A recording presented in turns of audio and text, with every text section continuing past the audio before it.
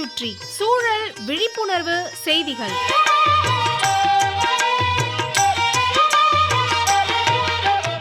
அன்புள்ள வெங்கட்ராமனையா அவர்களுக்கு உங்கள் மாணிக்கம் எழுதும் மடல். நலம் நலமறிய ஆவல். உண்ட மயக்கம் தொண்டருக்கும் உண்டு. நல்லா மூக்க பிடிக்க சாப்பிட்டாம்பாங்க. நல்லா நிறைய சாப்பிட்ட பிறகு ஒரு சத்தம், ஏப்பம் கூட வந்துடுச்சும்பாங்க. ஏப்பம் என்பது இயல்பானது தான். நாம் சாப்பிடும்போது அந்த சாப்பாட்டோட காத்தையும் சேர்த்து முழுங்குறோம். அது வயிற்றில் சேருது. அவசரமாக சாப்பிடும்போது, பேசிக்கிட்டே பரபரப்பாக சாப்பிடும்போது காத்தையும் சேர்த்து முழுங்குறோம்.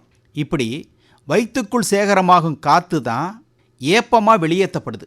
சில பேர் பொது இடங்களில் கூடியிருக்கும் சமயத்தில் சத்தமாக ஏப்பம் விடுவாங்க. அது அவ்வளவு நல்ல செயல் அல்ல.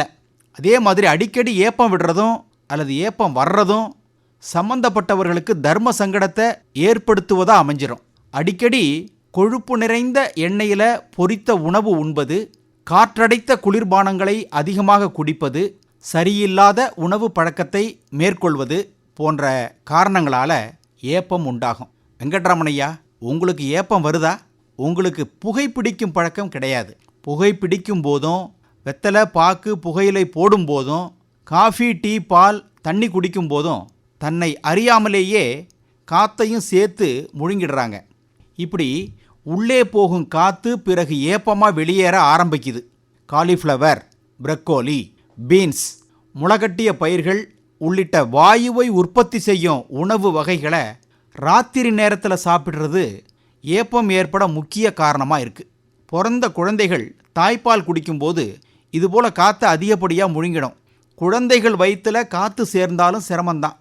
இதுக்காகத்தான் பால் குடித்த குழந்தைகளை, சாப்பிட்ட குழந்தைகளை வயதான பெண்மணிகள் தோளில் சாய்ச்சி முதுகில் தட்டுவாங்க. ஒரு வகையில் இயற்கையில் நமக்கு கிடைத்திருக்கும் தற்காப்பு வழிதான் ஏப்பம்னு மருத்துவர்கள் சொல்கிறாங்க. உணவு குழாயின் மேற்புறம் கீழ்ப்புறம் 2 புறமும் சுருக்கு தசையாலான 2 கதவுகள் இருக்கின்றன. இந்த கதவு உணவு குழாய்க்கும் இரைப்பை குழாய்க்கும் இடையில் எல்லையாக இருக்குது. உணவுடன் முழுங்கின காற்று குறைவாக இருந்துச்சுன்னா செரிக்கப்பட்ட உணவுடன் கலந்து சிறுகுடலுக்கு போயிடும். காற்றின் அளவு அதிகமாக இருந்தால் தான் பிரச்சனை ஏற்படும். அதாவது வயிறு உப்பி பெருசாகிடும். இரைப்பையில் காற்றின் அழுத்தம் அதிகரிக்கும் போது அதை வெளியேற்ற வழி தேடுது. அப்படி இரைப்பை தசைகள் மேல் நோக்கி தரும் அழுத்தம் தாங்க முடியாமல் உணவு குழாயின் கீழ்ப்புற கதவு மேல்புற கதவு 2ம் திறந்துடுது. இப்படித்தான் இரைப்பையில் இருக்கும் காற்று ஏப்பம் என்ற பெயரில் சத்தத்துடன் வாய் வழியாக வெளியேற்றப்படுது. வெங்கட்ராமனையா, ஒரு நாளைக்கு 3 வேளை சாப்பிட்றோம். எதையும் அளந்து சாப்பிடணும். நல்லா இருக்குன்னு முட்டை சாப்பிடக்கூடாது. வயிற்றில் இடம் விட்டு சாப்பிடணும். வயசுக்கு தகுந்த மாதிரி சாப்பிடணும். செரிமானமாகக்கூடிய உணவு வகைகளைத்தான் சாப்பிடணும். காலை உணவை தவிர்க்கக்கூடாது. நொறுக்கு தீனிகளை, எண்ணெய் பலகாரங்களை, தயார்நிலை உணவுகளை கட்டாயம் தவிர்க்கணும். நம்மூர் சிறுதானிய உணவு வகைகள் மிகவும் நல்லது. நமது அன்றாட உணவில் ஒரு வேளையாவது சிறுதானிய உணவாக இருக்கணும். அதை மறந்துட்டோம்.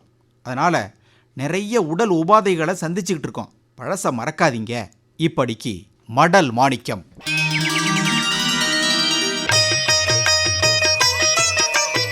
நம்மை சுற்றி சூழல் விழிப்புணர்வு செய்திகள் கேட்டீர்கள்.